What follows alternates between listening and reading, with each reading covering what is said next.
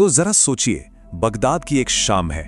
Tigris नदी के किनारे एक गरीब मछुआरा है जो दिन भर से मेहनत कर रहा है, लेकिन उसके हाथ कुछ नहीं लगा। वो बस हार मानने ही वाला था कि अचानक उसके जाल में कुछ बहुत भारी फंस जाता है। ये कोई मछली नहीं, बल्कि एक भारी, पुराना और सीलबंद संदूक था। लेकिन ये कहानी सिर्फ एक संदूक की नहीं है।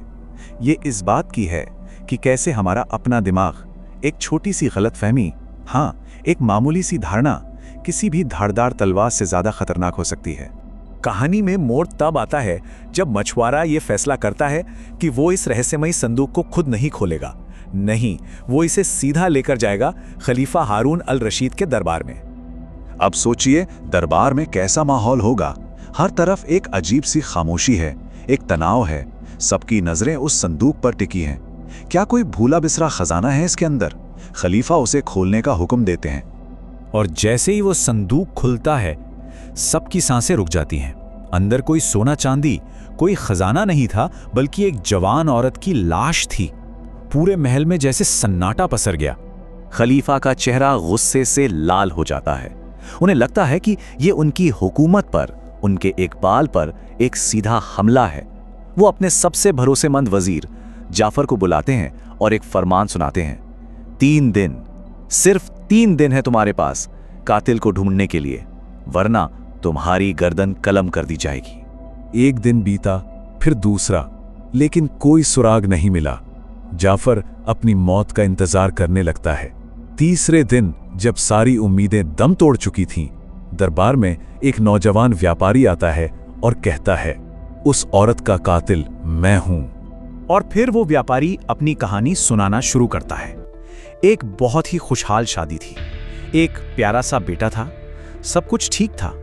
फिर उसकी पत्नी एक अजीब सी बीमारी का शिकार हो गई, दिन ब दिन कमजोर होती जा रही थी। एक दिन उसने बसरा से एक जादुई सुनहरा सेब लाने को कहा। अपनी पत्नी की जान बचाने के लिए वो व्यापारी जान हथेली पे रखकर रेगिस्तान पार करके किसी तरह वो 3 बेशकीमती सेब ले ही आया। और बस यहीं से कहानी वो मोड़ लेती है जहां एक छोटा सा शक, एक जरा सी गलतफहमी एक पूरी जिंदगी को हमेशा के लिए तबाह करने वाली थी। अगले दिन जब व्यापारी काम से घर लौट रहा था, तो उसने कुछ ऐसा देखा जिससे उसके पैरों तले जमीन खिसक गई। सड़क पर एक गुलाम के हाथ में बिल्कुल वैसा ही सुनहरा सेब था, वही सेब जिसे ढूंढना लगभग नामुमकिन था। व्यापारी ने हैरान होकर उससे पूछा, ये सेब तुम्हारे पास कहां से आया? उस गुलाम ने बड़ी लापरवाही से मुस्कुराते हुए कह दिया, अरे ये तो मुझे मेरी महबूबा ने दिया है। ये एक मामूली सा झूठ था जो उसने शायद मजाक में बोला हो। लेकिन ये झूठ उस व्यापारी के दिमाग में जहर बनकर फैल गया। और ठीक उसी पल उसके अंदर की दुनिया में एक जंग छिड़ गई। एक तरफ था आवेगी मन जो तुरंत रिएक्ट करता है, मान लेता है और फैसला सुना देता है, और दूसरी तरफ होता है एक अनुशासित मन जो सवाल करता है, समझने की कोशिश करता है। अफसोस उस वक्त उसके आवेगी मन की जीत हुई। वो गुस्से में दौड़ता हुआ घर पहुंचा और वहां जाकर उसने क्या देखा? जहां 3 सेब होने चाहिए थे, वहां सिर्फ 2 थे। बस उसके लिए ये शक नहीं, अब पक्का सबूत था। उसके दिमाग ने कहानी पूरी कर ली थी। उसकी पत्नी ने उसे धोखा दिया है। गुस्से और शक में अंधा होकर उसने अपनी ही पत्नी की जान ले ली। उसे लगा कि उसने अपने साथ हुए अन्याय का बदला ले लिया है। लेकिन जब वो अपने घर लौटा तो उसने अपने छोटे से बेटे को फूट फूट कर रोते हुए पाया। बच्चे ने रोते हुए सच बताया, बाबा, मैंने वो सेब अपने दोस्त को दिखाने के लिए उठाया था, पर एक चोर ने मेरे हाथ से वो छीन लिया और भाग गया। बस ये सुनते ही उस आदमी की दुनिया एक पल में तबाह हो गई। उसे एहसास हुआ कि उसने उस इंसान को मार डाला जिससे वो दुनिया में सबसे ज्यादा प्यार करता था। और क्यों? एक झूठी धारणा के लिए, कुछ भी नहीं के लिए। तो देखिए, ये कहानी सिर्फ एक दुखद घटना नहीं है। असल में ये एक आईना है जो हमें दिखाता है कि कैसे हमारा दिमाग ही हमारा सबसे बड़ा दुश्मन बन सकता है। लेकिन इस भयानक त्रासदी से हम मानसिक स्पष्टता यानी मेंटल क्लैरिटी के 5 सबसे जरूरी सबक सीख सकते हैं। इस व्यापारी की तबाही हमें 5 ऐसे सिद्धांत सिखाती है जो किसी को भी ऐसी ही गलती करने से बचा सकते हैं।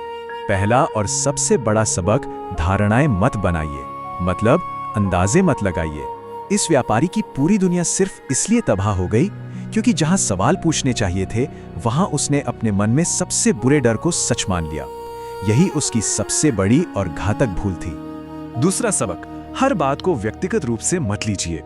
याद है खलीफा, उसने उस कत्ल को अपनी शान पर एक निजी हमला मान लिया। उसकी ईगो बीच में आ गई और इस वजह से एक बेगुनाह वजीर की जान खतरे में पड़ गई। उसने पूरी सिचुएशन को अपने बारे में बना लिया था। तीसरा और बहुत जरूरी सबक, अपने शब्दों की ताकत को समझिए। उस गुलाम ने तो बस यूं ही लापरवाही में एक छोटा सा झूठ बोल दिया था। उसे लगा भी नहीं होगा कि इसका कोई असर पड़ेगा, लेकिन उसके उन बेमतलब के शब्दों ने एक हंसते खेलते परिवार को खत्म कर दिया। ये हमें बताता है कि हमारे शब्द दुनिया बना भी सकते हैं और उजाड़ भी सकते हैं। चौथा सबक है अनिश्चितता को बर्दाश्त करना सीखना, मतलब उस बेचैनी के साथ जीना सीखना जब हमें सच पता ना हो। व्यापारी उस शक और बेचैनी को सहन नहीं पाया। उसे एक भयानक यकीन एक अनजाने शख्स से ज्यादा आसान लगा और इसी जल्दबाजी ने उससे सबसे बुरा काम करवा दिया। और पांचवा सबक, ज्यादा सोचने की बजाय सही एक्शन लेना चुने। देखिए, व्यापारी और वजीर दोनों ही एक तरह से अपने दिमाग के कैदी बन गए थे। व्यापारी शक और गुस्से के विचारों में डूबकर गलत एक्शन ले बैठा और वजीर जाफर इतना ज्यादा सोचता रहा कि उसने पूरे राज्य में खोजबीन की सिवाय अपने घर के।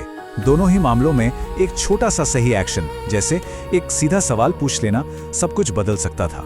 तो ये सदियों पुरानी कहानी आज भी एक आईने की तरह काम करती है और हमें खुद से ये पूछने पर मजबूर करती है कि हमारी अपनी जिंदगी की कहानी को कौन सी अनजाची परखी धारणाएं लिख रही हैं।